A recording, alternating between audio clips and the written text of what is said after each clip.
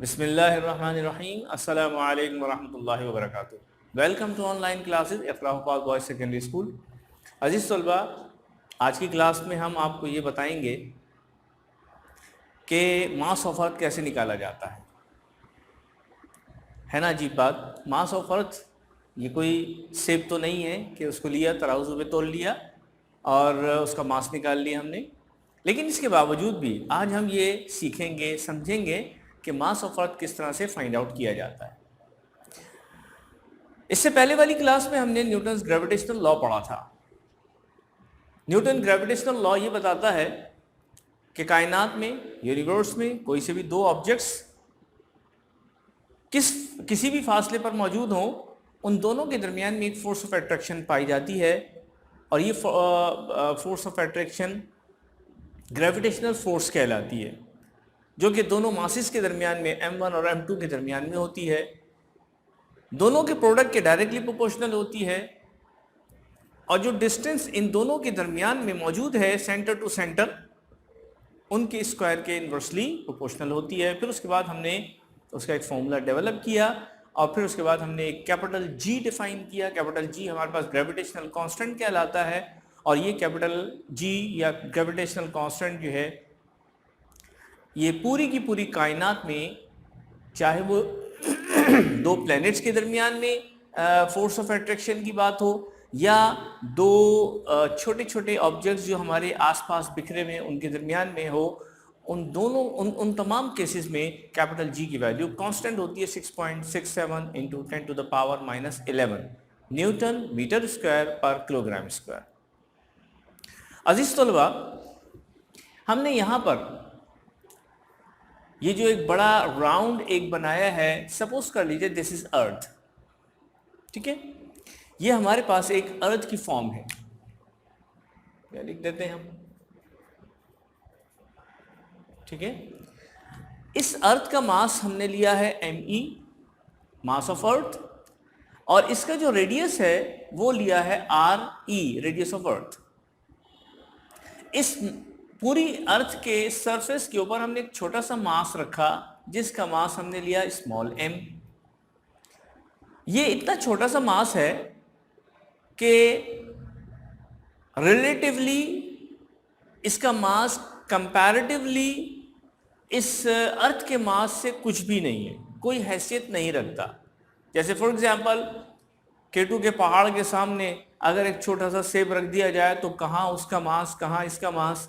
ये तो हम बहुत पूरी की पूरी दुनिया, पूरी की पूरी यानी ग्लोबल जो इसका जो स्ट्रक्चर है उसको साथ ले रहे हैं और उसके साथ एक छोटा सा मास रख रहे हैं जिसका मास स्मॉल m हमने कहा।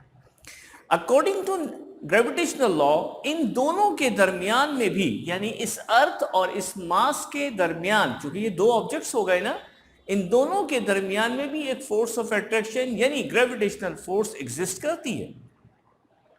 आइए देखते हैं कि अब इसको हम किस तरह से आगे प्रोसीड कर सकते हैं। Suppose an object of mass small m is kept on the surface of the earth whose mass is me.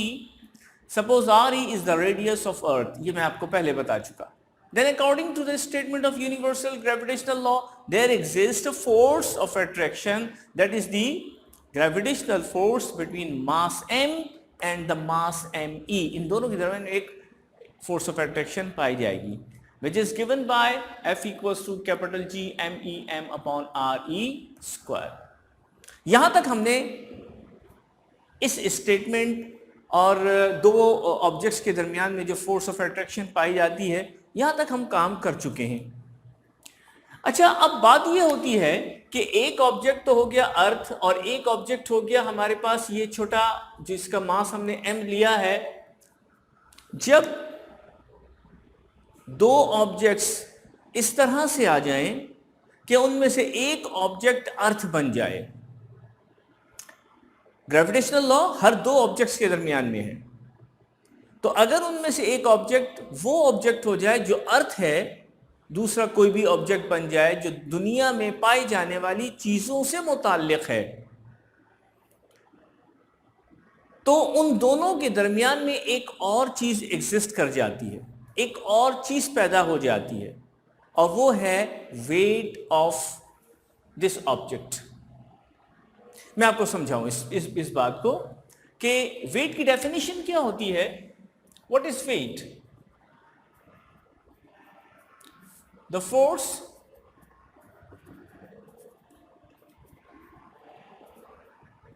which is exerted by earth on an object. Weight of object, ये जो हमारे पास weight of object है ये असल में force है। कौन सी force है? जो कि अर्थ लगा रही है उस ऑब्जेक्ट के ऊपर।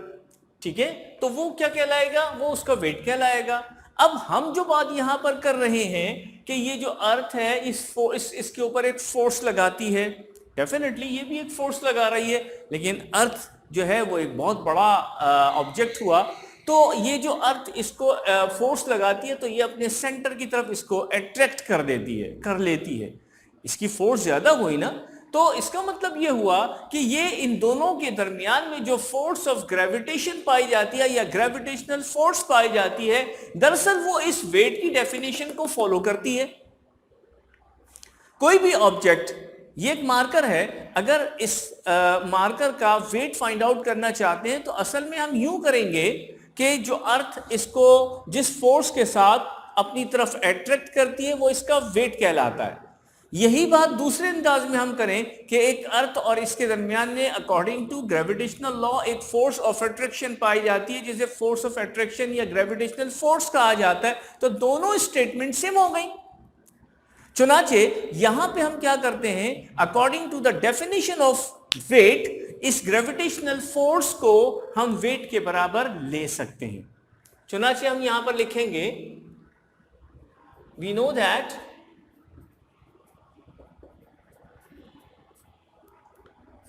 gravitational force between the mass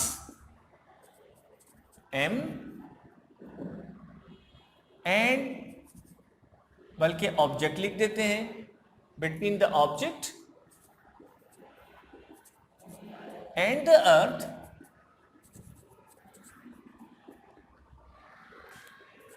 is equal to the weight of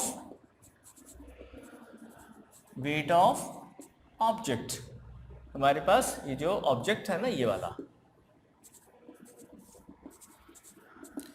ठीक है। We know that gravitational force between the object and the earth is equal to the weight of the object.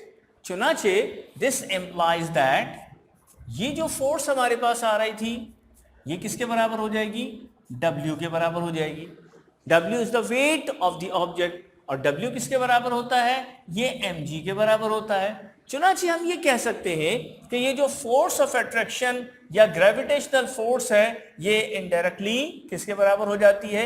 mg के बराबर हो जाती है, इसलिए कि ये वेट के बराबर है। W equals to mg and gravitational force is also equal to mg। इसको इक्वेशन 1 कर देते हैं और इस वैल्यू को उठा के इक्वेशन 1 में पुट कर देंगे। Put this value in equation 1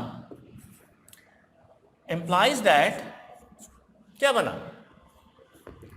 F की जगह पर क्या पुट कर देंगे हम? mg equals to capital G, फिर me multiply by m divided by RE square. ठीक है। अच्छा, एक मैथमेटिक्स का रूल है, क्रॉस मल्टीप्लाई करेंगे तब भी समझ में आ जाएगा। इस m को अगर मैं क्रॉस मल्टीप्लाई करूं नीचे तो नीचे आ जाएगा डेफिनेटली, और ये ऊपर से नीचे कट जाएगा। मैं डायरेक्टली यहीं पर ही इसको कट कर देता हूं। तो g की वैल्यू हमारे पास क्या आ रही है? G is equal to capital G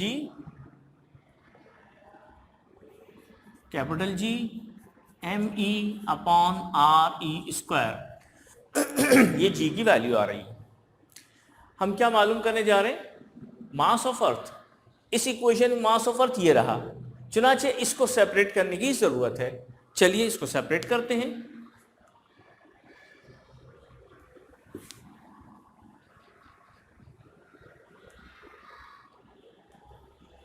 इसको सेपरेट करने का तरीका यह है कि हम क्रॉस मल्टीप्लाई करते हैं, एम ई को यहीं छोड़ देते हैं, आर ई स्क्वायर को यहां मल्टीप्लाई करके कैपिटल जी नीचे ले आते हैं। ठीक है, बाय क्रॉस मल्टीप्लीकेशन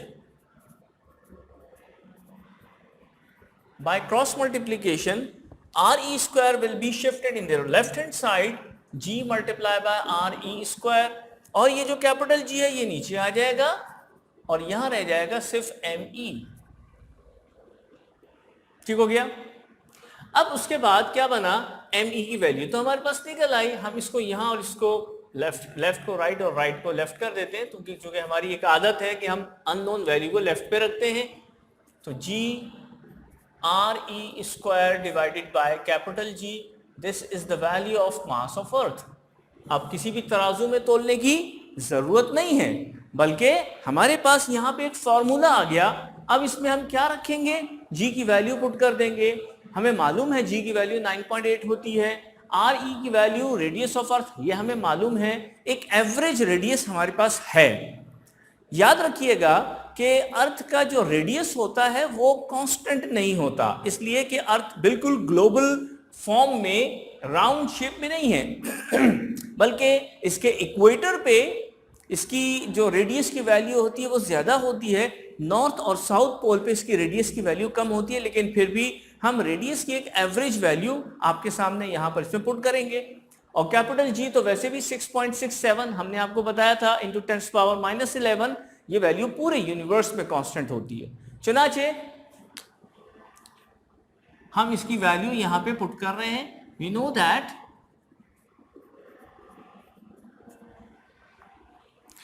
जी की वैल्यू, कैपिटल जी की वैल्यू और स्मॉल जी की वैल्यू तो हमें मालूम ही है। ठीक है, और इस तरह से हमारे पास जो वैल्यू आ रही है, तीनों वैल्यूज मैं यहां पर लिख रहा हूं। Small G equals to 9.8 meter per second square, ये एक तरह का न्यूमेरिकल का डेटा बन जाता है। फॉर्मूला ये है, डेटा ये बना रहे हैं, बाकी इसमें फिर पुट करेंगे तो एम ई की वैल्यू हमारे पास आ जाएगी। अच्छा, उसके बाद हमारे पास है आर ई। ठीक है, रेडियस ऑफ अर्थ हमारे पास है, एवरेज वैल्यू आपको हम बता रहे हैं 6.38 इंटू 10⁻6, 6.38 इंटू 10⁻6 मीटर। ठीक है, क्योंकि रेडियस हमारे पास एक डिस्टेंस होता है, और कैपिटल जी की वैल्यू हमें मालूम है कि क्या होती है, 6.67 into 10⁻⁻11 Newton meter square per kilogram square. ठीक है, यहां तक सबकी समझ में बात आ गई। हमने क्या किया, हमने यहां पर एक स्टेटमेंट लिखी, एक अर्थ बनाई, अर्थ के ऊपर एक छोटा सा मास रखा, उसका मास m था और कैपिटल एम ई हमारे पास अर्थ का मास हो गया। फिर हमने ग्रेविटेशनल फोर्स की फॉर्मूले में एक यहां पर अमेंडमेंट की, और वो अमेंडमेंट ये थी कि फोर्स ऑफ ग्रेविटेशन दरअसल W यानी वेट ऑफ द ऑब्जेक्ट के, इस ऑब्जेक्ट के वेट के बराबर है, जो कि mg के बराबर बनता है। हमने रिप्लेस किया और यहां से g की वैल्यू कैलकुलेट कर ली, और g के बाद हमने क्रॉस मल्टीप्लाई किया तो me की वैल्यू हमारे पास आ गई। इसमें तीन वैल्यूज नजर आ रही हैं, इन तीनों को अब इसमें हम पुट कर देंगे। क्लियर हो गया। अब मैं इसमें इसको इक्वेशन 2 कर दीजिए, और मैं ये तमाम वैल्यूज इक्वेशन 2 में पुट कर रहा हूं। Put these values in equation 2। ठीक है, इसको यहां पर कर लेते हैं।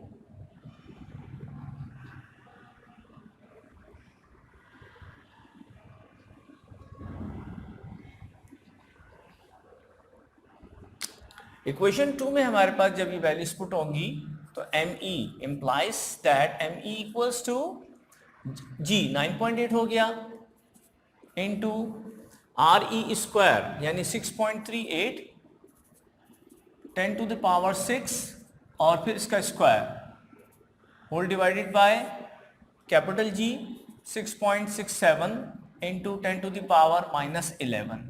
देखिए जब कैलकुलेशन करते हैं तो उसकी यूनिट्स लिखने की ज़रूरत नहीं होती, ठीक है।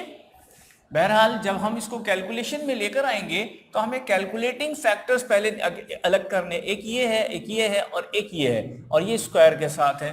तो मैं इसको यूँ लिख रहा हूँ 9.8 मल्टीप्लाई बाय 6.38 और दोबारा लिख रहा हूँ इसलिए कि पावर 2 है 6.38।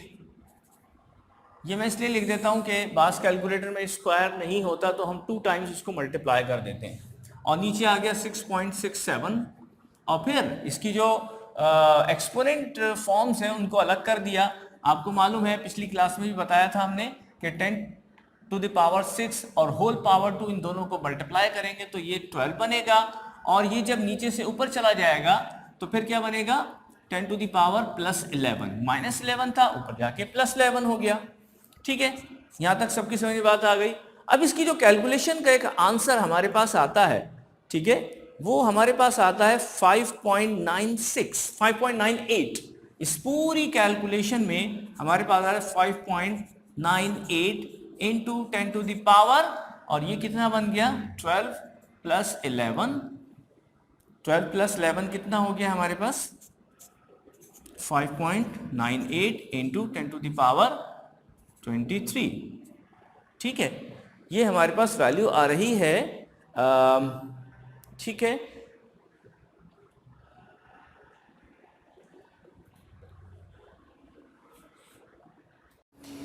ये वैल्यू हमारे पास आ रही है कैलकुलेट होने के बाद 59.8 इंटू 10⁻, और ये हमारे पास दोनों बेस चूंकि सेम है इसलिए ऐड हो गए, 12 + 11 हो गया, 23 आ गया। अच्छा, अब अगर हम इसका ये डेसिमल लेफ्ट शिफ्ट करते हैं, एक बात हमने पहले ये बात आपको याद होगा बताई थी कि पॉइंट जब लेफ्ट शिफ्ट होता है तो लेफ्ट शिफ्ट होने की वजह से पावर में एडिशन हो जाती है, और जब राइट शिफ्ट होता है तो माइनस कर देते हैं। चुनांचे अगर मैं इसको यूं कर दूं 5.98, तो यहाँ पे क्या चेंजेस आएंगी, इसमें 23 में एक ऐड हो जाएगा क्योंकि 1 शिफ्ट किया हमने, यहाँ से यहाँ पर शिफ्ट किया हमने। बहरहाल 5.98 नियरली 6 के इक्वल होता है, ठीक है। ये मैं राउंड ऑफ कर रहा हूं, और 10⁻24, ठीक। तो ये हमारे पास किसकी वैल्यू आ रही है, मास ऑफ अर्थ की वैल्यू आ रही है, और चूंकि मास ऑफ अर्थ एक मास, इसका जो यूनिट होता है वो होता है किलोग्राम, चुनाचे ये हमारे पास मास ऑफ अर्थ की वैल्यू आती है। अगर आप इसमें यहाँ पे इस चीज़ को लिख दें कि ये है अप्रॉक्सीमेटली वैल्यू है, तो अप्रॉक्स का एक वर्ड लिख देते हैं, तो ये हमारे पास एक यानी एक सेफ साइड है। वजह उसकी है कि हमने RE की जो वैल्यू यहाँ रखी है वो भी एवरेज वैल्यू रखी है, ये हमारे पास एक अप्रॉक्सीमेट वैल्यू थी, ठीक है। G की वैल्यू 9.8 रखी है, लेकिन कहीं कहीं हमने 10 भी रखी है न्यूमेरिकल्स में, यहाँ पे 9.8 रखी है, तो ये भी हमारे पास कुछ एवरेज वैल्यूज बनती हैं, कुछ अप्रॉक्सीमेट वैल्यू बनती हैं, तो फाइनल आंसर जो हमारे पास आ रहा है वो भी अप्रॉक्सीमेटली इसके बराबर होगा। तो इसकी आप प्रैक्टिस कर लीजिएगा इंशाल्लाह। मुझे उम्मीद है कि इसको आप अच्छे तरीके से देख लेंगे, पढ़ लेंगे, इसलिए कि ये डेरिवेशन आमतौर पे पेपर में पूछी जाती है। इजाज़त दीजिए, अस्सलाम वालेकुम व रहमतुल्लाहि व बरकातहू।